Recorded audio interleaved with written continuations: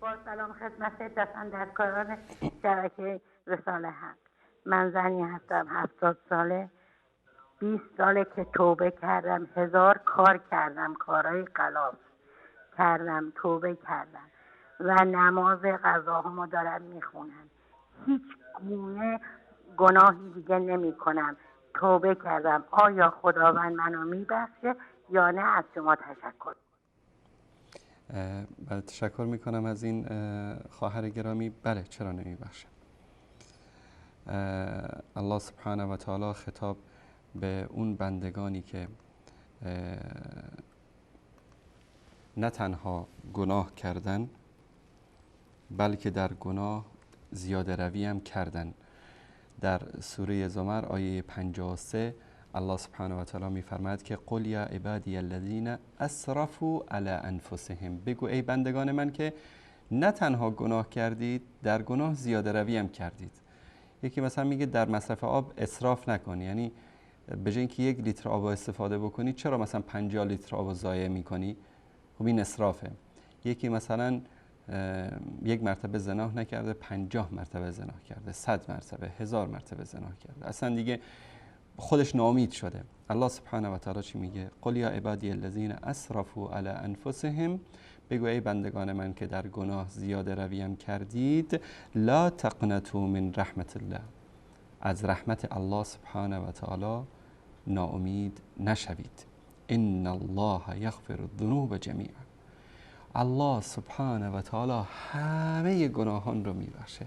انه هو الغفور الرحیم. چرا میبخشه؟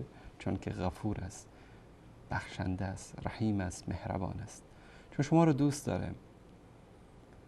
میگه که این درگاه ما درگاه نومیدی نیست، 100 بار اگر توبه شکستی باز آی. هر کسی که ناامید از بخشش، از لطف، از مهربانی، از جنت، از بزرگی الله سبحانه و تعالی، از گذشت الله سبحانه و تعالی بشه، این انسان ایمانش ضعیف است. یقین 100% داشته باشید که الله سبحانه و تعالی به شما مهربان هست، شما رو دوست داره و دوست داره که بندگانش نجات پیدا بکنن، دوست داره که بندگانش در نعمتهای بیکران الله سبحانه و تعالی در بهشت باشن. هیچ وقت دوست نداره که ما رو به دوزخ بندازه. اما وقتی که ما خودمون این راه رو انتخاب میکنیم، وقتی که راه هدایت، راه فلاح و فوز و رستگاری رو رها میکنیم به راه شیطان که برحذر داشته که ای بندگان من، این شیطان دشمن شماست، حرفشو گوش نکنید. الله سبحانه و تعالی راه درست و راه غلط رو به ما نشون داده. اما وقتی که انسانی میاد راه اشتباه رو انتخاب میکنه، راهی که منتهی میشه به بدبختی، راهی که منتهی میشه به جهنم رو انتخاب میکنه، اینجاست که مقصر اصلی ما هستیم. الله سبحانه و تعالی چی میگه؟ انا خلقنا الانسان من نطفه امشاج نبتلیه فجعلناه سمیعا بصیرا.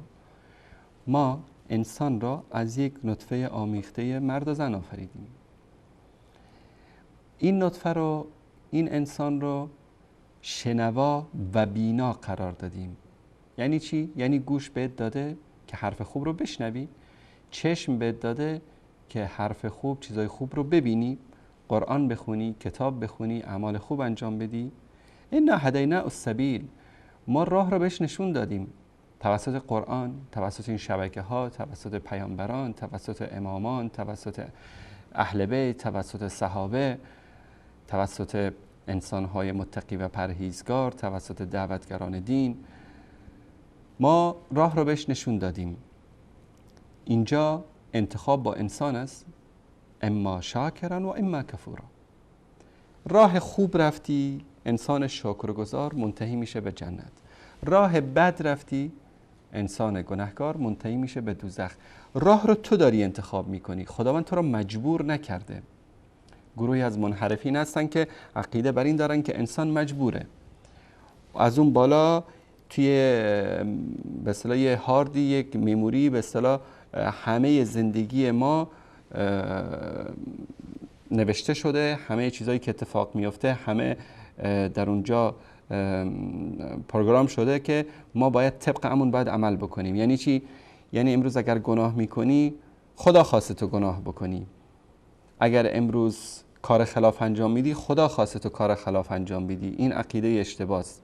الله سبحانه و تعالی با علم غیبش از همه آنچه که ما انجام میدیم اطلاع داشته، در این شکی نیست، ثبت هست در نزد الله سبحانه و تعالی، در این شکی نیست. اما این اختیار رو به من و تو داده که راه درست و راه نادرست رو تشخیص بدیم. به ما چشم داده، گوش داده، دست داده، پا داده، اختیار داده که راه غلط رو از راه درست تشخیص بدیم و در اون راهی که مطابق دستورات و فرامین الله سبحانه و تعالی و رسول صلی الله علیه و آله و سلم هست گام بگذاریم. بعد از این که میگه که ان هدینا السبیل اما شاکرا و اما کفورا، میگه که ان اعتدنا للکافرین سلاسل و اغلالا و سعیرا. میگه که بعد از این اگر شما بعد از این که این همه نعمت ها رو بهت دادیم اگر بازم کافر شدی، ما برای تو غل و زنجیر و آتش سوزان جهنم رو آماده کردیم. و اگر آدم خوب شدی، ان الابرار یشربون من کأس کان مزاجها کافورا. اگر آدم خوب شدی طبعا میری در بهشت و در اونجا میوه ها و نوشیدنی های گوارای بهشتی برای تو آماده است که از اونها استفاده کنی.